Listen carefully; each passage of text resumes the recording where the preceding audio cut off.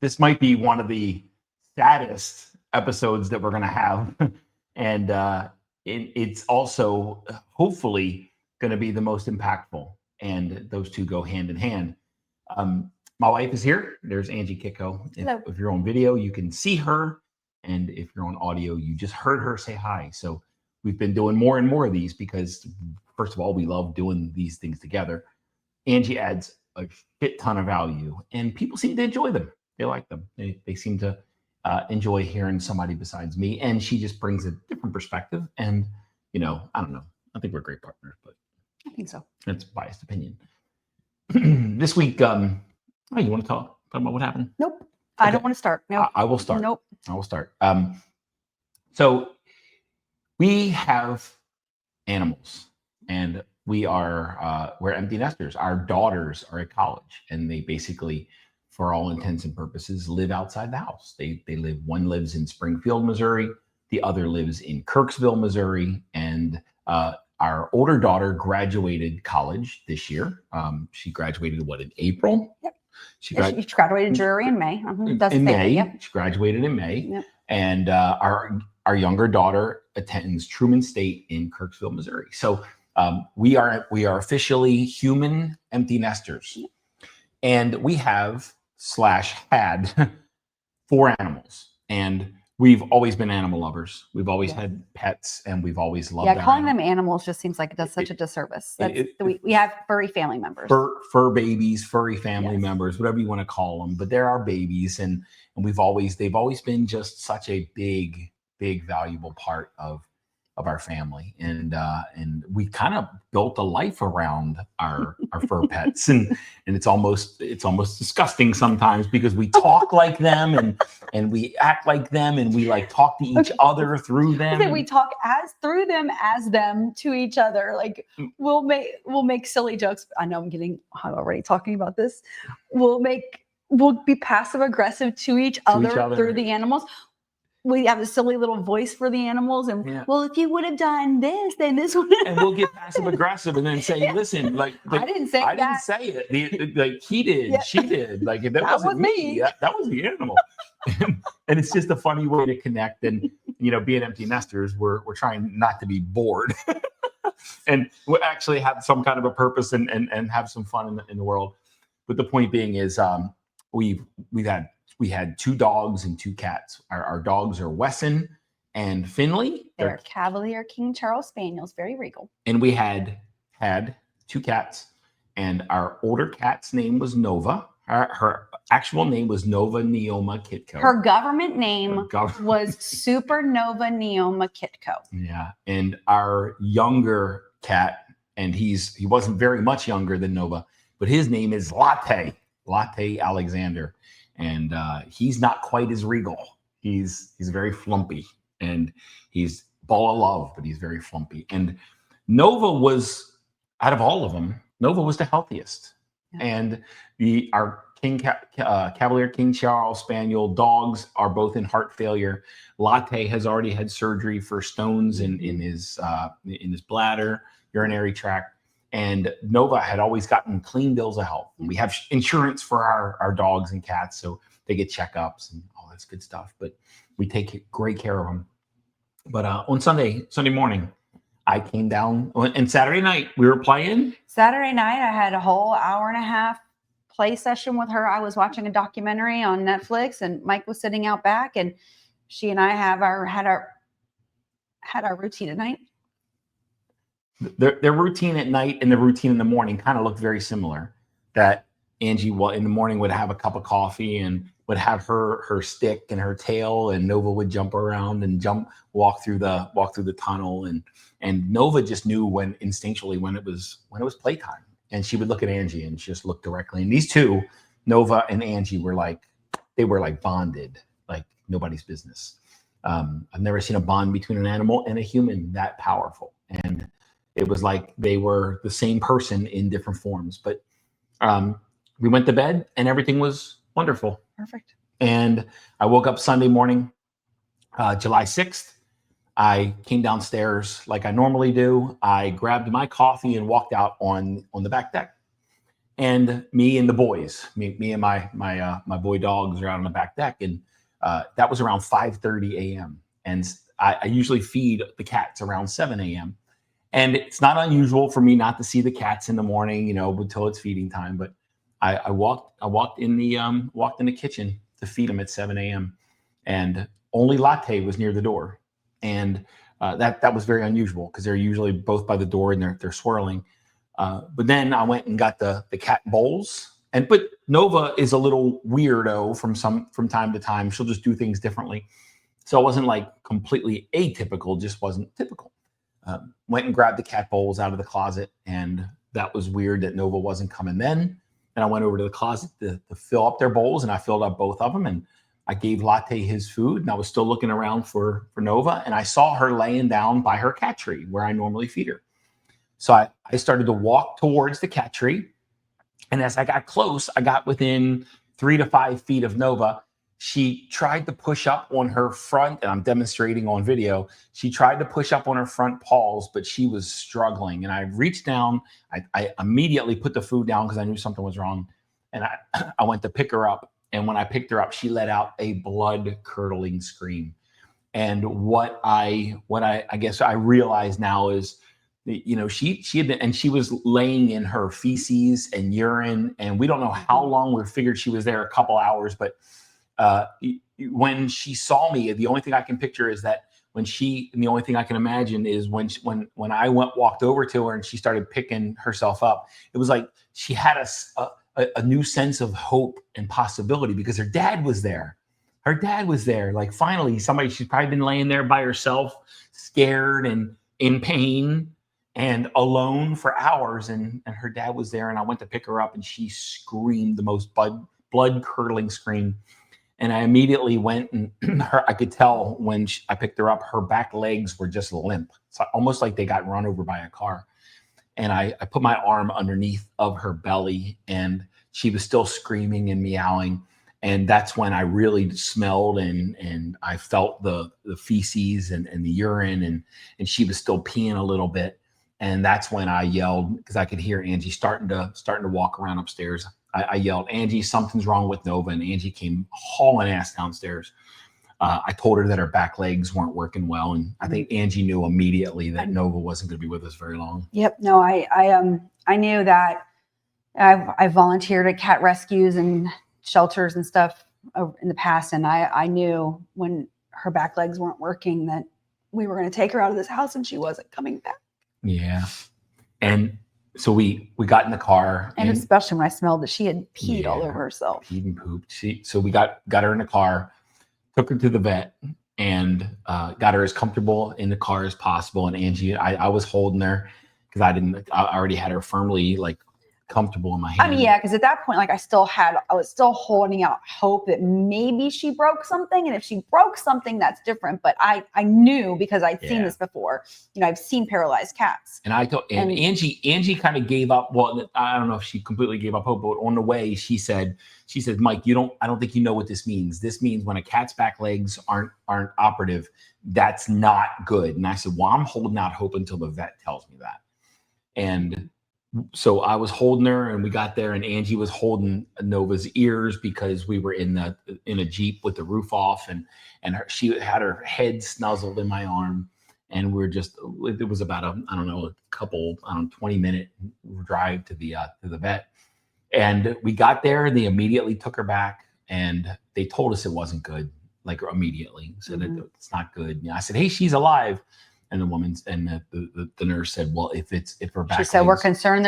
We're concerned it's a blood clot, and that's not good." And that's not good. And we got put in the room, and the vet came a few minutes later and said, "Hey, look, she was in heart failure during the middle of the night. Her heart failed, and the area and this is kind of what we've learned since, the area that pumps blood to her hind parts, it failed." And the blood flow stopped. It was a blood clot blocking the flow to her back legs. So that's why her back legs were basically dead. They were paralyzed. They were dead. Yeah, and the vet said that she couldn't. She said I pinched her. She can't. She couldn't feel anything, which makes me feel better that she could. So the crying was she was just scared, not in pain. And immediately, I guess I took control, and the vet said, we can do, and I said, nope, we're done. Mm-hmm. Angie had already set me up. She kind of told me that what it would be like to raise a dog, a cat that was paralyzed and whatever. But the vet was like, I highly recommend, put her down. And so we did. And within an hour and a half of me finding Nova, within an hour and a half, we were back home without our baby girl. 7 to 8:30. And so let's talk a little bit about Nova and why we're saying this. Nova was the perfect cat. She was beautiful. She was tender. She was kind. She was loving. She was so sweet. She was so soft. She was so well behaved. She never got into anything. She's not one of those cats that climb the walls or climb the tree. Like our grand kitten. No, she never bit anything. She never bit us. She never hurt anything. From the moment we got her, when we went to the shelter and we picked her up, she was just there, and she just she wasn't super affectionate. She didn't initiate. She's a lot like Angie, where she doesn't initiate affection a lot, but she received affection when you asked her for it or invited it. But she was just a perfect cat, and we thought we were going to have her for another 15 years, and she was the healthiest of all 4 of our animals, and we feel an intense sense of loss right now. There's part of our family that's gone, that we went to bed and woke up and our family was different. There was a hole in our family, and we bond very deeply with our animals. So we're this week, and that was Sunday, and we're recording this Wednesday, and that's the day before it publishes. Tomorrow it'll publish tonight, actually, midnight tonight. So it's just a few hours, but it's been a really hard, tough, sad, grief-filled, sometimes angry week, and we've cycled through a lot of emotions. And we shared this story. I've shared it multiple times on Facebook. If you're not connected to me on Facebook, go connect to my Facebook feed, and you can do a lot of work on my Facebook feed. But I've also shared it, in our mastermind and in our community call. Everybody's heard about Nova this week. Everybody's heard about Nova because she deserves that. Yeah, we deserve to share our journey with people, and we share our journey with people that we love, and what we try to do. We're not just trying to we don't want pity and sympathy. That's not what we're looking for. No, there's no pity and sympathy to be shared. But we do want to talk about our process of grief and how we're kind of working through it. And I think that's the whole point of this. Over the last few weeks, we've been talking about, over the last few months, I've been talking about the emotional management and how to cycle through emotions and how to be okay. And it's not a coincidence or a mistake that as I've gotten clearer and clearer on sharing some sense of how to become internally powerful and maintain some sense of inner stability and of inner balance in a world that's the circumstances are constantly shifting and constantly changing. And as I've talked about emotional mastery and not needing things outside of you to look a certain way to be okay inside. And last week I also shared the drill method. And what we talked about on vacation when we were in Cancun, we talked about our girls and our emotions were going up and down, and we did a really nice job of staying grounded and staying centered. And last week I shared the drill method, which allows you to dive into your emotions and feel them and what to do with them. Like it gives you something to do with your emotions instead of just run from them or escape them or suppress them or repress them. It gives you something to do, an action to take, so that you can become the master of your emotions instead of allowing your emotions to become the master of you. And not that this is easy, and not that you don't feel emotion. You feel it intensely, because the people that are doing this work are awake and aware. And when you're spiritually awake and aware, it doesn't mean you don't experience pain. It means the intensity of that pain is probably increased because you're not running from it. You're running into it. You're feeling it. And you're not doing anything to make the feelings go away. You're just managing the emotion and allowing it to move through you. Right. So it's moving with it, not pushing it, not resisting it. Yeah, allowing the grief is going to come up, and then maybe you can talk a little bit about your process. But the drill method had 5 parts, and I shared this in last week's episode. The first step in the drill method, and it's the acronym drill, right? The first step in the drill method is dropping into your body. Most people try to solve their problems in their head. This isn't a mental exercise. This is getting into your body. It's somatic work. Soma is the Greek word for body. So it's getting into your body and feeling what's in your body. The second is recognizing what's in there, whether it's grief, anger, envy, jealousy, fear.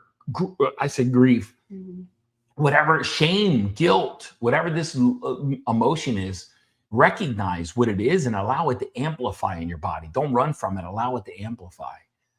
The I is inquire within. Why are you here? What are you teaching me? What are you telling me? Like allowing it, like inviting it to speak to you. And that's the first L. Let it speak to you. Let it tell you. Let it talk to you. Let it teach you. When you inquire deeply into your emotion, when you're feeling the power of your emotion and you inquire into it, your subconscious mind and your body will start to give you the answers and start to give you the root of why these things are there. Maybe they're old experiences, or maybe it's unresolved grief from past relationships. But if you inquire and let it speak to you, it will. I promise you that. And the last L is to let it go, is to breathe into the emotion and to exhale the emotion and allow it to flow through your body, because that's all emotion is. Emotion is energy in motion, and the emotion that you're feeling is the emotion that's trapped in your body that's been stored. It's kind of like, I shared this last week, it's kind of like the orange and the knife. When you stick a knife into an orange and maybe you twirl it around a little bit, you pull the knife out, the orange juice comes out of the orange. The knife didn't create the juice. The knife just revealed it. Nova's death did not create the grief that we're feeling. It just revealed the grief that's already inside of us. Now, we can do a couple things. We can push it back down and deal with it the next time one of our animals dies, or maybe even, God forbid, one of our children die, or maybe each other. And we can deal with even higher levels of grief, or we can deal with this grief right now, allow it to move through our body like it was always intended to, and deal with less grief now, less grief tomorrow, and less grief in the future, because we're not releasing emotion that was caused by this event. We're releasing the emotion from prior events that we've stored up and collected, and we've held on to it. Now we get to release it. So you want to talk a little bit about your process and what you've been doing and how you've been experiencing the emotion? I mean, you just walk through the whole process. But you're sitting on the couch and you feel the emotion. What do you do? I literally breathe into it. I feel all of my emotion in my sacral. Like that's just where all my emotion is. My stomach area. It's right around your belly button. Yeah, that's where all of my emotion. Well, a lot of it. I have some up in my shoulders, but mostly my grief and really sits there. And you just sitting with it and breathing into it and just breathing it out. And each time a little bit more escapes, and then it comes back up, and I do it again. That's the key, is a little more comes back. When all you're doing is it's almost like peeling layers of an onion. All right. Just because you peel a layer off doesn't mean you're not going to find another layer. You're going to find another layer. And when that one pops up, you're going to peel that one off too. And if you do this every time, you can do this with any emotion, any and all emotion, but you got to feel it. You got to drop into your body. You got to feel it. You got to recognize what's in there, and you got to feel it and inquire into it and let it speak to you and let it go. Yeah. And repeating and just continuously repeating that and doing it over and over again. It's, this happened Sunday morning and it's Wednesday afternoon right now. And, you know, I've only had a few breakdowns today, whereas the first couple of days I was just a mess all day. So yeah, we still feel her. We still feel the grief and the memory right now. The memory still triggered the emotion, which shows you that there's more emotion in there to be released, right? But over time, with this work, what happens is you recall a memory from Nova, and you recall. Well, one of the reasons that Angie and Nova were most bonded, and I thought this was absolutely precious, is Angie loves. We have a couple of plants up in the upstairs in our entryway, and when it was plant watering time or plant inspection time, Angie would say, "Novs, hey Nova, come on, it's time to water the plants."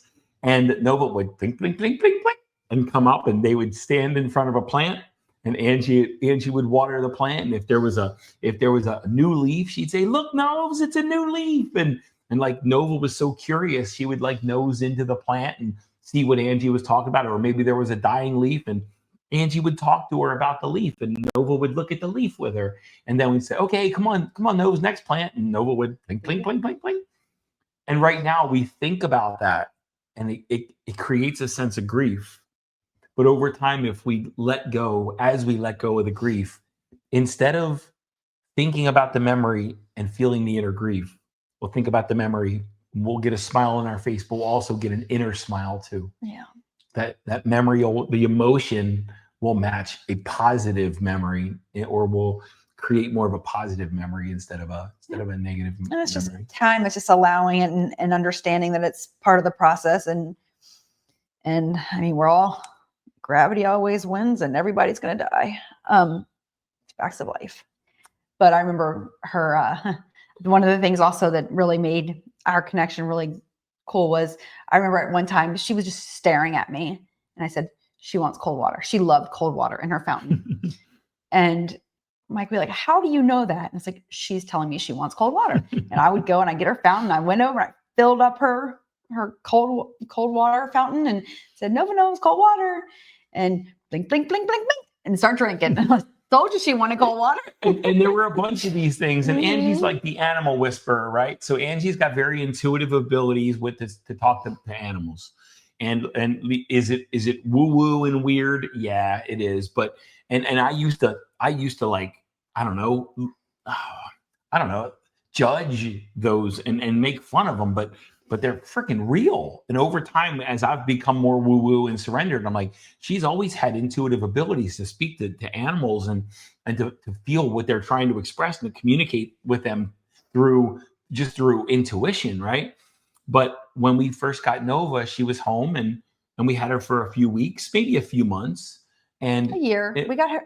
Was it a year? Yeah. And she got her in 2019. And she had been here for a while, and she was fine. She assimilated, but she started, I don't know, being a little more lethargic and just kind of laying around a lot more instead of being playful.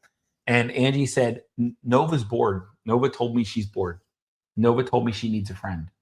And I thought that was not weird, but I was like, is that true? Or do you just want another cat? Or do you just want another cat? That was my first response. But we went, Angie was volunteering at a cat shelter, and this amazing cat named Latte came in. And Angie and Latte connected immediately. And Latte went through the adoption process, got moved around a little bit, came back COVID happened. We thought we lost him because, And he came back to the shelter that what Angie was in. And as soon as he came back to the shelter, she's like, yep, you're my cat. You're coming home with me. Yep. And when we brought Latte home with Nova, both of them bonded. And right now, Latte is the one grieving. He's kind of walking around upstairs looking for her. And he goes to her favorite corners, and he goes to where she used to sit, and he's looking for her. You can see it. He's confused. We're all a little confused. Yeah, and our girls were with them being away. This happening while they were away. It was even so hard for them too, because this is the first pet they've lost that they weren't here for. Yeah. But they said it was going to take 3 to 4 months for Latte to assimilate. It took 3 days. Yeah, right. He was like, and he when we got cats, they'd never drink out of the cat's cat's water, or the cats would never drink out of the dog's water, and that wasn't true. And it's just every every stereotype, myth, whatever, was supposed to be was broken with both of them. It was just an easy. Now our cat Latte chases everybody else around a little bit for funsies, but he's trying to play and he wants to play with them, but he just goes over and whacks everybody. But everybody's a little confused and everybody's a little sad. House is sad, but to be honest, it's good to feel a little bit of sadness. I haven't felt sadness in a while, and I get to dive into. I feel like I get to dive into the grief, and grief is just like kind of love that's missing a piece. Some sense of love that I have for something or someone that's missing, but it's a missing piece that I'm missing here. So I get to drill into that and find it and feel it and develop and bridge that gap, I guess, and refine my love for Nova instead of my grief for Nova. So yeah, and I think just not having to be concerned with why did this happen? Why did this happen to me? Okay, understand that literally there's not a single person listening to this right now that's not going to die. Yep. Or lose somebody. Or lose somebody, yeah, or something, or whatever. Mm-hmm, sure. And so many people get stuck in the, why did my dad die? Why did my cat die? Why? And instead of focus, because it was going to happen. It was regardless if it was July 6, 2025 or July 6, 2035, it was going to happen. And taking away that piece of why I think that allows the actual processing of the emotions to happen versus trying to control the why and how. And it's the control piece, right? So stepping back from the control and just drilling into the emotions. I like to think that it was already encoded into Nova's DNA that on July 6, 2025, she was going to perish. And her heart was set up to stop working properly on that day. And there's and that, to me, that's very freeing. And if there's a belief that feels free, I'm going to adopt that belief. It feels more freeing. It feels more empowering. And Angie and I were having a conversation where Angie was talking about something to the effect of, I wish her heart would have, lasted a little longer, or something to that effect. And I said, the perspective that I have right now is Nova kind of knew that she had 6.5 years with us. She was about 7 years, a little over 7 years old when she died, but she knew she had 6.5 years with us. And when we brought her home and she was in our house and she was being bathed in love and had toys everywhere, she's like, oh my God, I can't believe my heart is going to be healthy enough to experience this for 6.5 years. Like, there was so much love and so much joy in our house, and so much kindness towards our animals. And we don't have a small house. We have a nice size house from our perspective. And there's lots of places to explore. And she was an explorer cat, man. She would just explore everywhere. And she always, in every room, it's like she had her little favorite place. So we'd find her in different places all over the house. And as we go from room to room, we're still looking for her. Yep. And her love for us was so big that over 90% of cats who suffer this type of embolism die immediately. Like, they don't even make it to the vet. But she laid there. She knew that I couldn't handle that. Yeah. So she laid there and she's like, I'm going to give my mommy and daddy one more bye. And her sisters, we were able to get them on FaceTime at 7:15 in the morning. 23 and 20-year-olds. Unusual. They knew when I was FaceTiming them at that time of day that something was urgent, and they answered. So they got to see her one last time. So she got to hear and see her sisters, and then mom and dad. We'll get ready to wrap this up. And one of the first books that I ever read in this spiritual journey that I've been on is a book by Byron Katie. And it's Byron Katie, Katie. And Byron Katie was a female author. The book is called Loving What Is. And it's about falling in love with anything that happens in your life. And when I'm going to ask this from a Byron Katie perspective. I know what your body's going to say. Yes. Should Nova have died? Yes. Why? Because she did. Because she did.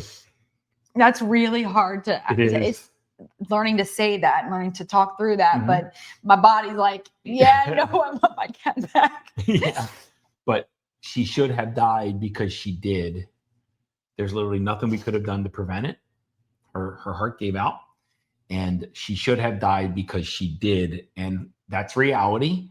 And fighting, if you fight reality, reality wins every single time. And your resistance just causes you suffering instead of changes the outcome.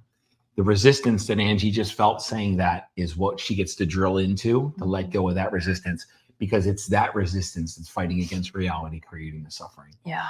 And that's what we can control. When we can control what we can control, which is what's happening in our body, when we influence what we influence in the world, that's when we're at our most powerful. And when we stop controlling what we only influence, that's where freedom is. Yeah. And then we get to drill into any resistance and let it go and become more and more free all the time. I think we'll wrap it up for here. Yeah, I think you did a great job. This, and I hated having to do an episode like this, but I think it's cool to share our humanity and show that the work applies to us too, when we do the work, and we don't just sit here and yap about the work and not do it. That's right.